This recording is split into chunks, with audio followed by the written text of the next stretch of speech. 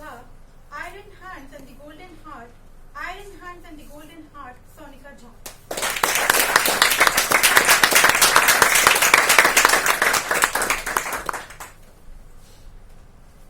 In the year 1968, a 2-year-old girl separated from her family and went on to live with her grandmother and aunt.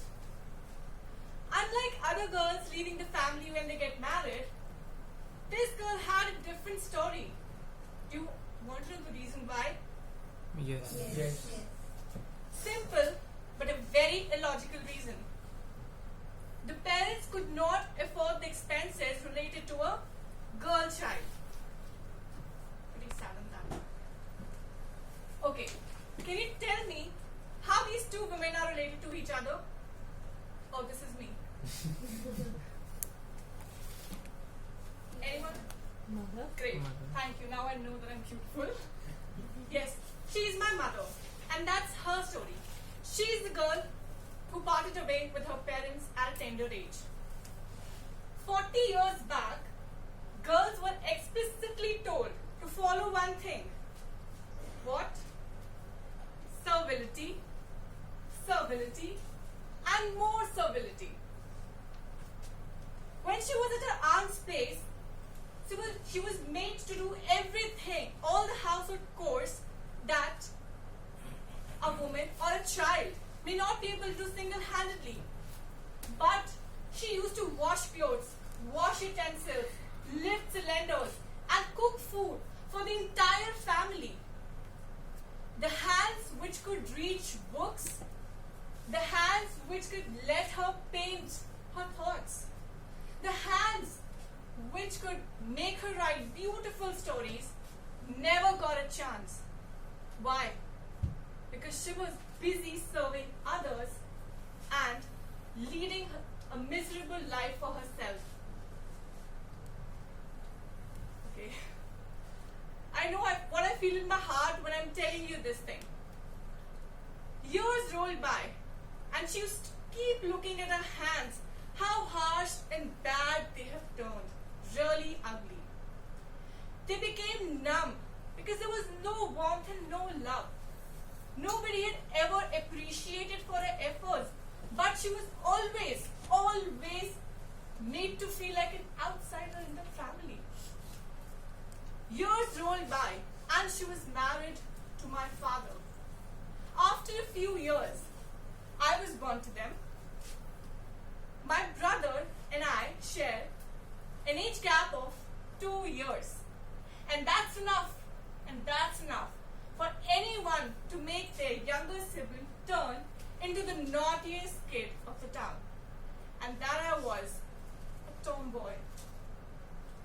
Well, I know you all must have a lot of memories about your childhood with your siblings, but today I'll recollect one of them.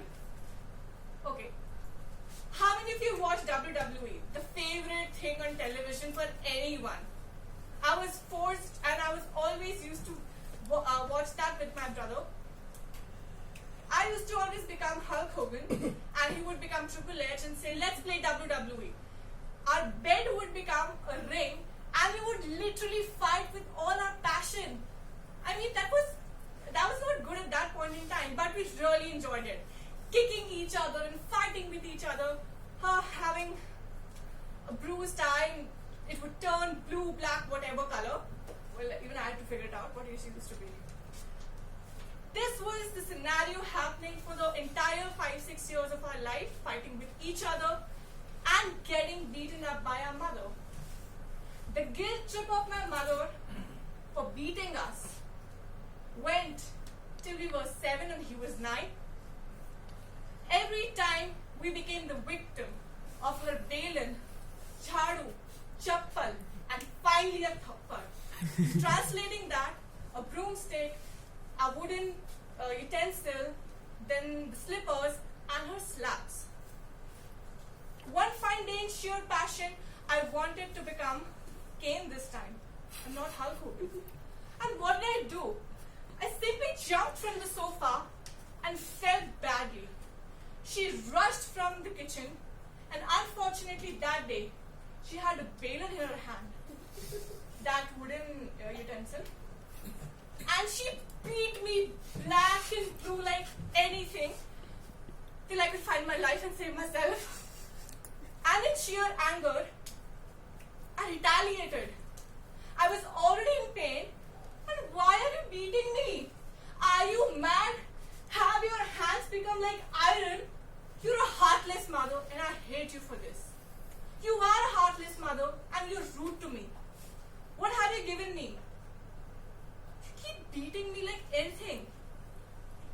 And then the Ganges, the cries, oh, the weeping, and all the sad tales and emotional drama started. Well, I took that as a drama, but there was a pinch and a hint in that. After a moment of silence, she literally hugged me and said, Sonika, I don't want you to become a victim of nothing. I do not want you to waste the privileges that you have as a girl. I want you to be strict, get tamed, and be something in life. I thought, if that's the idea, that was simple. That did not require beating me up for this. And you've been doing this to me for all my life. Because her hands have become harsh and they did not have warmth. That night, she told me the story of a potter who used to mend the pots, shape them, and what did he used to get at the end of the day? His hands would become harsh, dry, and bad. I got a lesson that in the way of making something, achieving something, and bringing something up requires a lot of hard work and maybe care in the form of being strict, disciplined, and tamed. That day I realized that my mother has a heart of gold because she cares for me in this way. Today, as I stand here and deliver this speech, I would say I'm a product of the hands made of iron and a heart of gold. Over to you.